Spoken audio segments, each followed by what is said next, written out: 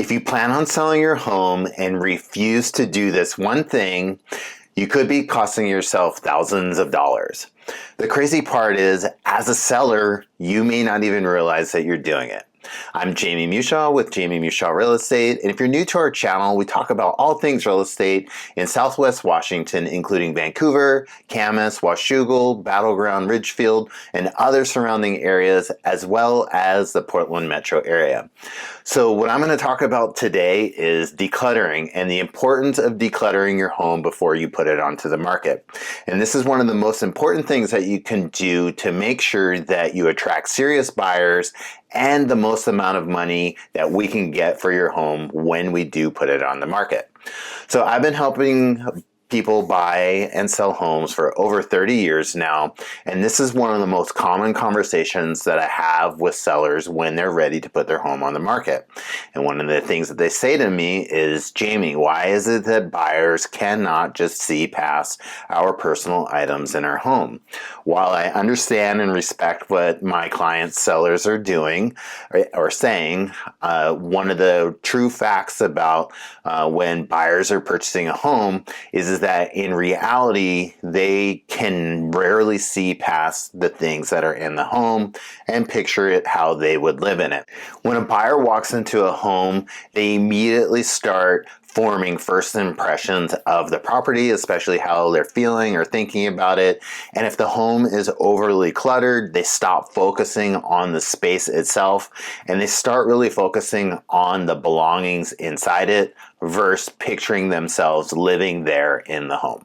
So there's a real psychology behind what buyers think and feel when they go into that home, and what they're trying to do is picture themselves living there in the house. And what they're thinking about is, where will my couch go? Does the dining room table fit over in this space? How will I arrange this room to fit the things that I have? And when there's too much furniture, decoration, when every space that's filled in the house, including the walls, then what happens is that it makes the buyer's mental process a lot harder because they can't visualize themselves in the home, and all they're seeing is somebody else's personal stuff there in the space. And instead of imagining themselves living there, they start thinking about how small the property is or how much stuff there is. And once that shift starts to happen, then they're no longer focusing on the property itself and just, again, focusing on all of the personal items that a seller may have there in the property. So there's 3 different ways that clutter can impact your home and how buyers see and feel about it. So the first one is that the room automatically feels smaller. If there's too much furniture, too many belongings, it makes the room not feel as big as it is supposed to be, makes it feel smaller and tighter. And when we remove the unnecessary items that are there in the room, then it automatically opens up the space for what it truly is. The second thing is that photos need to look extremely well when you're trying to bring a home to the property. And the reason that it is because 99% of the people that are out there are looking online first.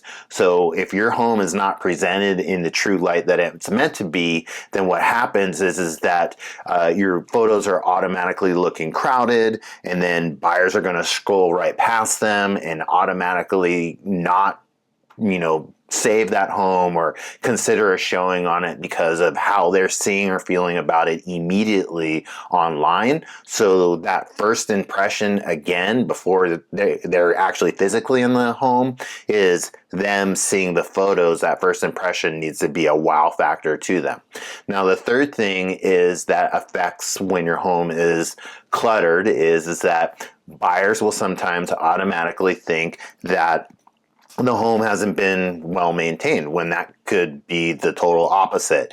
What they're seeing and feeling about the home based on the photos that they're seeing online is that sometimes clutter equates to it not being maintained. And that's definitely not the impression that we want to give when we're presenting when we're presenting your home to the buyer online. As I mentioned before, obviously this is a scenario that shows up a lot when I'm bringing a property to market. It's one of the first things that I always talk about when we're trying to get a home prepped for sale.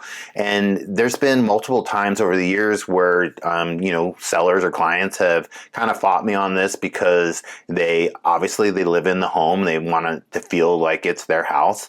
And, we have had homes that are in great shape, nice layouts, good condition, great location, but every room had a lot of furniture and decor in it.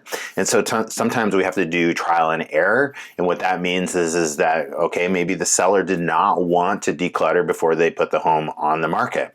And so we would test run that to see how the showings would happen and feedback and everything else. And then if a seller then finally is open to, decluttering the home and whatnot, then we kind of will typically see an uptick in showings because now it has an amazing transformation. Suddenly the rooms feel a lot bigger. The photos look better. We spent buyers, when they came back to look at the property, they would spend more time looking at the home because they're not busy looking at the seller's personal items there. And so it would typically increase the sales price and the time on the market just because of the small adjustment that we made within the house. So one of the rule of thumbs when I'm working with sellers is that it's a very simple guideline. We typically want to try to remove 30 to 50% of items in each room. And what that means is like we want to remove stuff off of kitchen counters, closets, bathrooms, living room furniture. I don't so much tell my clients to tidy up the garage because usually, especially here in the Pacific Northwest, my sellers are using their garage as storage, and most buyers and buyers agents are able to see what a garage is for what it is, unless of course you have somebody specifically looking that their top priority is a garage. But even then, those people will be able to look past any type of clutter or storage that's happening in the garage because we want to present the home in its true light. And so we also try to not use closets as storage when we're prepping for home. And the reason is because potential buyers want to see how much storage is actually there in the house. And again, if there are things that they have will fit there in the home. So it doesn't leave any more wondering for that particular buyer when they walk into the house and they have that first impression that it looks great. There's not a lot of clutter. And so then they can picture their belongings there and how they would live in the home. So if you're thinking about selling your home and you're not sure where to start, I would love to be a resource for you to help you through that decluttering process. Again, it can be very overwhelming, and that's the last thing that we want to have happen prior to you putting your home on the market. And when I come and walk through your home, I'll give you tips and tricks. And if we feel like that we need to have an outside company come in and help you, we have those resources. If you want somebody to come in and help you pack and organize and everything to get that home prepped for sale. And the biggest thing is to make sure that, again, we just make the home feel spacious and inviting to any potential buyers that come in. And if you trust me, decluttering is going to have a huge impact on how the buyers see your home. And one of the other things that we really need to keep in mind is that decluttering doesn't cost you anything except for your time to remove the stuff out of your home. So if you found this helpful, or if you have any comments about this video, or if you have any questions, feel free to comment below. I'm Jamie Mushaw with Jamie Mushaw Real Estate, and we'll see you on the next video.